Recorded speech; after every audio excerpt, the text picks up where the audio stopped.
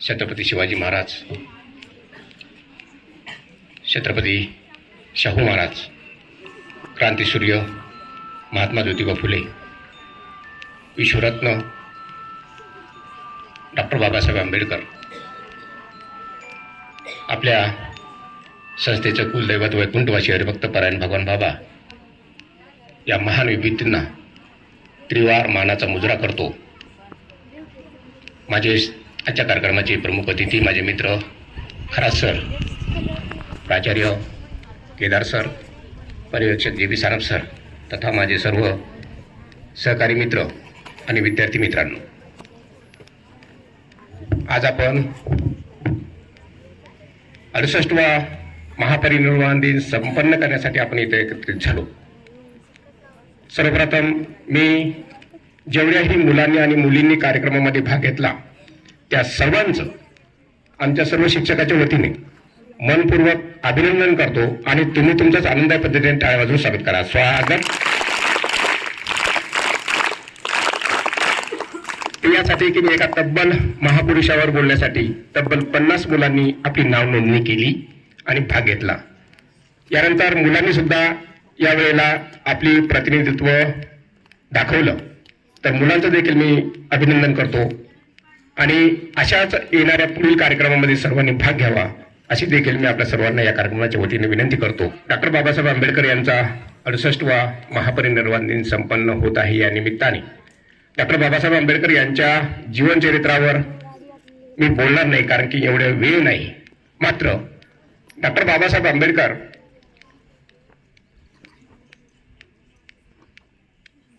एक आदर्श विद्यार्थी होते।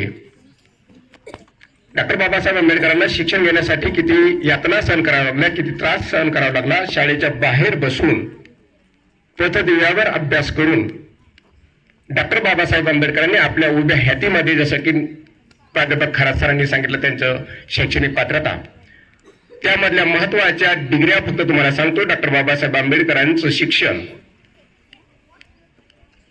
काही प्रसंगी शाळेच्या बाहेर राहून पथदिव्याखाली दिव्यावर अभ्यास करून उपाशी पोटी राहून डॉक्टर बाबासाहेब आंबेडकरांनी MA, PhD, DSc, LLD, DLiT, bar at law एवढं शिक्षण त्यांनी पूर्ण केलं।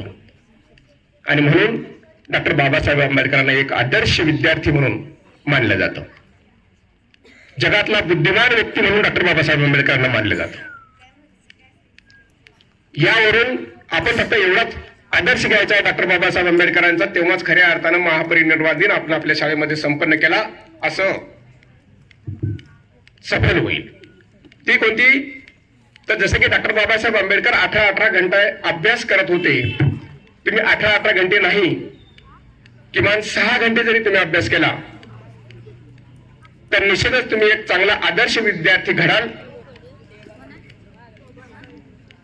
यात शंका नाही। विद्यार्थी जे बोलतात फक्त 1 मिनिट थांबा, मी 2च मिनिटांमध्ये संपवणार आहे। कोणीही बोलू नका, फक्त 1 मिनिटामध्ये संपवणार आहे। मला माहित आहे असो, तर हे आदर्श विद्यार्थी होण्यासाठी सर्व विद्यार्थ्यांनी केवळ आणि केवळ पुस्तकाला आपलं मित्र करावं अशी मी तुम्हाला विनंती करतो। तर मोबाईलकडे दुर्लक्ष करावं, मोबाईल टाळावा ही देखील मी तुम्हाला विनंती करतो। जर खऱ्या अर्थाने तुम्हाला उच्च विद्या उद्घोषित व्हायचं असेल, जीवनामध्ये जर काही जरी करायचं असेल, तर डॉक्टर बाबासाहेब आंबेडकरांनी 14 ऑक्टोबर 1956ला मोठ्या विचारपूर्वक सर्व समाजाचा, सर्व धर्माचा अभ्यास करून बौद्ध धर्म हा स्वीकारला, कारण की बौद्ध धर्म हा शांततेचा धर्म आहे। एक बुद्धिजीवी धर्म म्हणून या धर्माकडे ओळखला जातं। गौतम बुद्धांनी तशी शिकवण दिलेली आहे या धर्माला, आणि म्हणून जो कोणी डॉक्टर बाबासाहेब आंबेडकरांचे विचार आत्मसात करेल, डॉक्टर बाबासाहेब आंबेडकरांचा सन्मान करेल, त्या व्यक्तींचा त्याच्या जीवनामध्ये त्याला कुठेही काहीही कमी पडणार नाही याची मी तुम्हाला हमी देतो।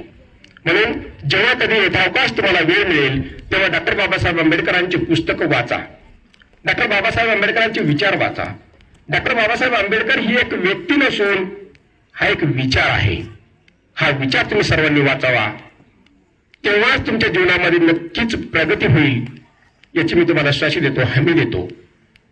अधिक जास्त वेळ न घेता आजच्या या कार्यक्रमाचं अध्यक्षीय स्थान मला प्राचार्य, पर्यवेक्षक, माझे सर्व सहकाऱ्यांनी दिलं, याबद्दल मी सर्वांचा ऋणी आहे, आभार व्यक्त करतो. त्याचप्रमाणे तुम्ही सर्व मुलांनी देखील हा कार्यक्रम अत्यंत चांगल्या उत्साहामध्ये